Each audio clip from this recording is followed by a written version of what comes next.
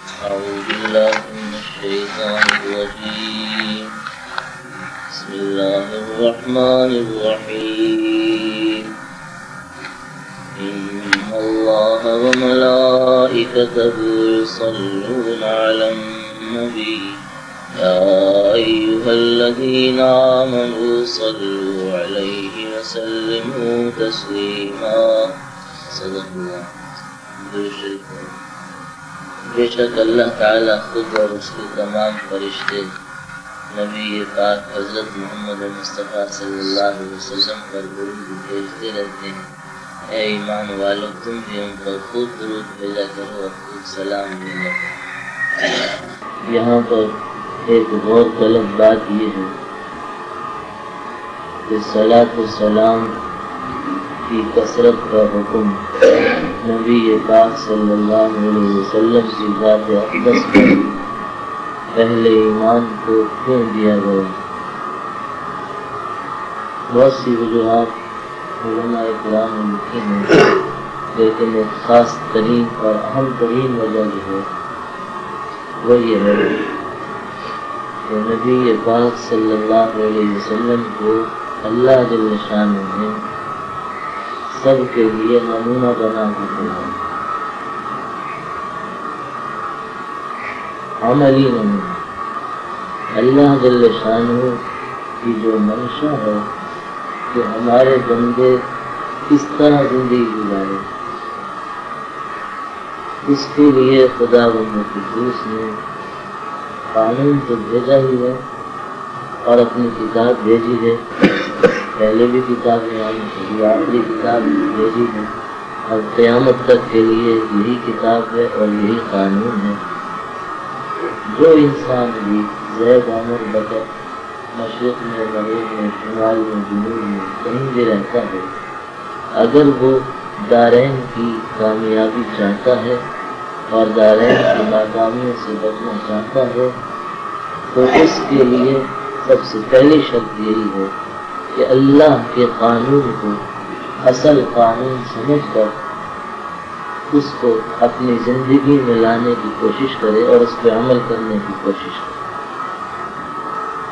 القانون تو کتابی شکل میں تھا اور محض کتاب سے نفس کتاب کو سمجھنا بھی مشکل تھا. جب تک کسی شخصیت کو نہ بھیجا جائے جو اس کتاب کو، اس کے الفاظ کو بھی سمجھائے، اس کے معنی کو بھی بتائے اور اس کے ساتھ ساتھ عملی نمونہ بھی پیش کرے. باہر سے ملکوں سے بہت سی مشینیں ہمارے ملکوں میں، چھوٹے ملکوں میں آتی ہیں. ترقی یافتہ اور ترقی پذیر تو میں کہتا نہیں، کیونکہ یہ بالکل غلط لفظ ہے. انتہائی حماقت کا لفظ ہے یوں کہنا کہ ترقی یافتہ وہ ممالک ہیں. دنیاوی ترقی کو اور مادی ترقی کو ترقی قرار دے گی. حیوانوں کی طرح زندگی گزارنے والے اور حیوانوں سے بدتر خدا کی نگاہ میں ان کو ہم کہیں ترقی یافتہ. اس سے بڑھ کر کوئی ظلم نہیں ہو سکتا. دل سے ان کی تعظیم کریں، زبان سے ان کی تعریف کے گیت گائیں اور ان کی بڑی بڑی باتیں ان کے بارے میں کہیں، ایسی ترقی کر لیں، چاند پہ پہنچ گئے، ایسی ایجادات کر لیں، یہ کر لیا، وہ کر لیا. کیا بات کی؟ جو کچھ یہ کرتے ہیں اتنا شعور تو حیوانات کو بھی. حیوانات بھی اپنے مکان بنانا جانتے ہیں، حیوانات بھی اپنی روزی کمانا جانتے ہیں، اور بہت سی چیزیں. شہد کی مکھی ایسا مکان بناتی ہے اور ایسے پرکار سے بھی بنانے کی مشکل ہوگی آدمی کو، جو گول دائرے بناتی ہے وہ اپنے مکانات میں، اور پھر اس میں باقاعدہ بچوں کے رہنے کی جگہ الگ، ماں باپ کے رہنے کی جگہ الگ. ان کا بادشاہ مستقل ایک ہوتا ہے، یاسوب اس کا نام ہوتا ہے. وہ جہاں حکم دیتا ہے وہاں پہ چھتر بناتی ہیں اور باقاعدہ شہد الگ جگہ جمع کرتی ہیں. سارا نظام ہوتا ہے. چونٹیوں کا اپنا نظام ہوتا ہے، وہ بھی بل بناتی ہے اور ساری گرمی میں روزی جمع کرتی ہیں، بھاگ دوڑ کرتی ہیں، اور پھر سردی میں اور بارش کے موسم میں آرام سے اپنے مکانات میں بیٹھ کر کھاتی ہیں. ساری چرند پرند سب مادی کے اعتبار سے یہ کوئی ترقی، اس کو ترقی نہیں کہا جا سکتا.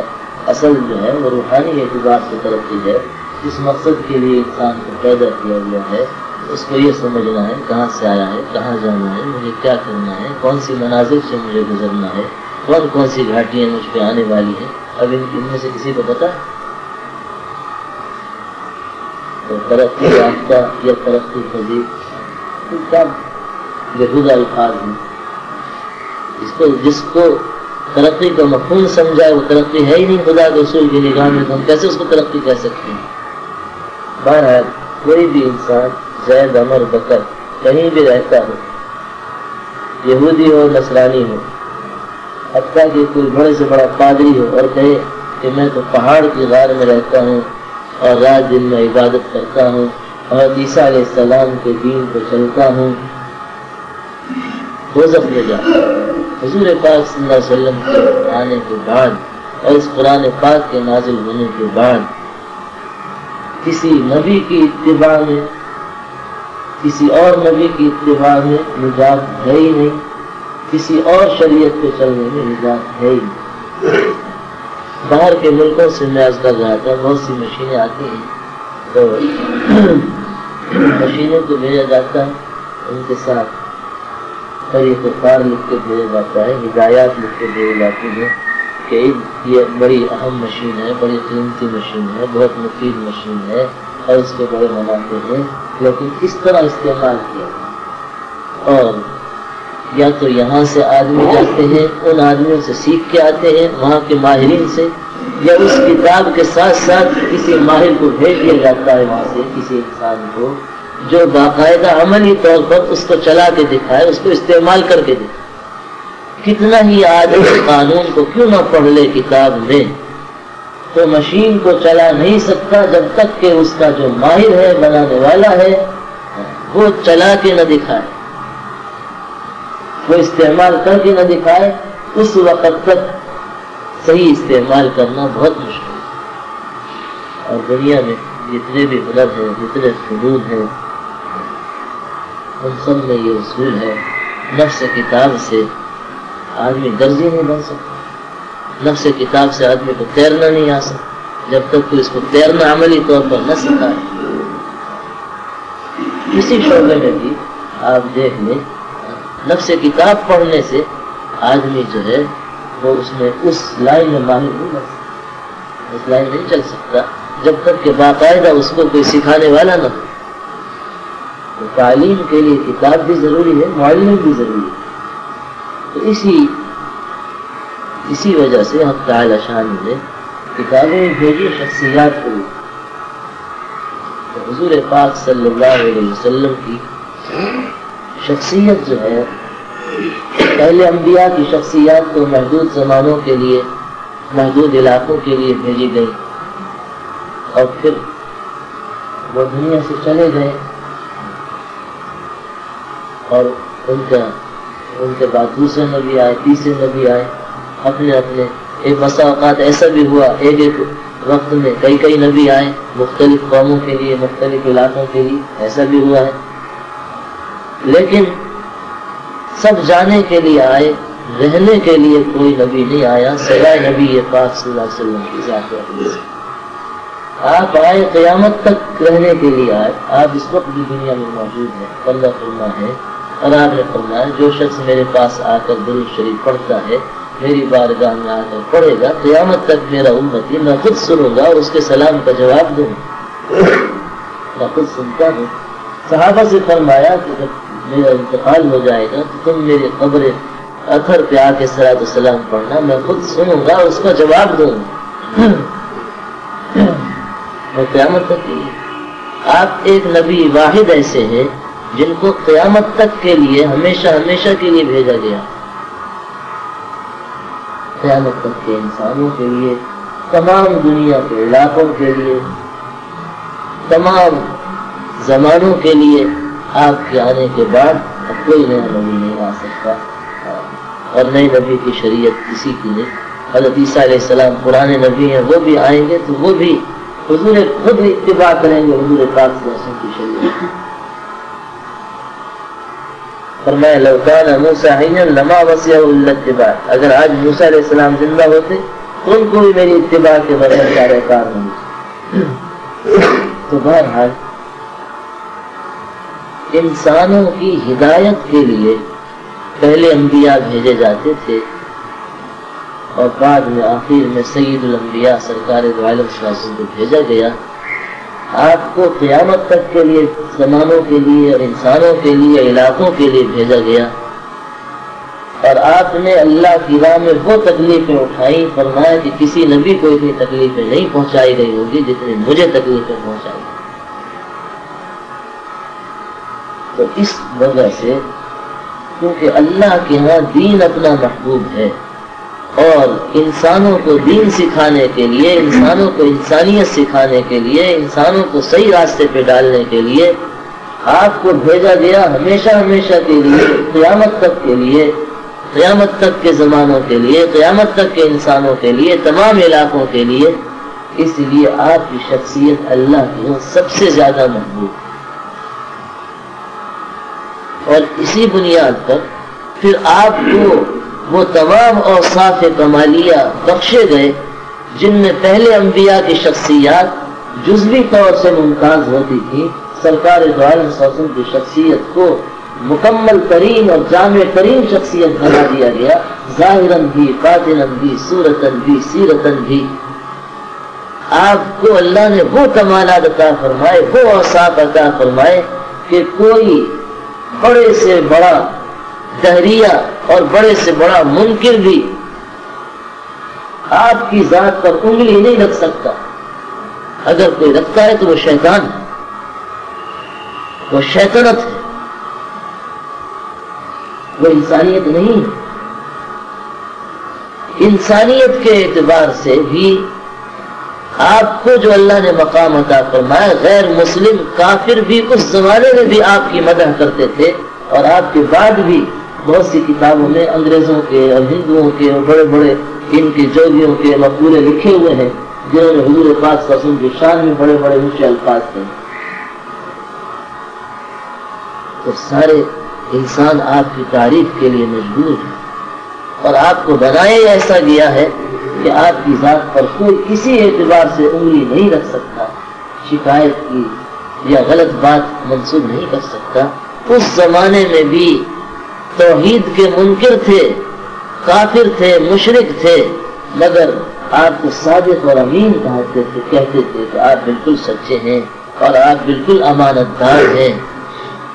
صدق اور امانت یہ بہت اونچا مقام ہے، اور کفار اس کی گواہی دیتے تھے۔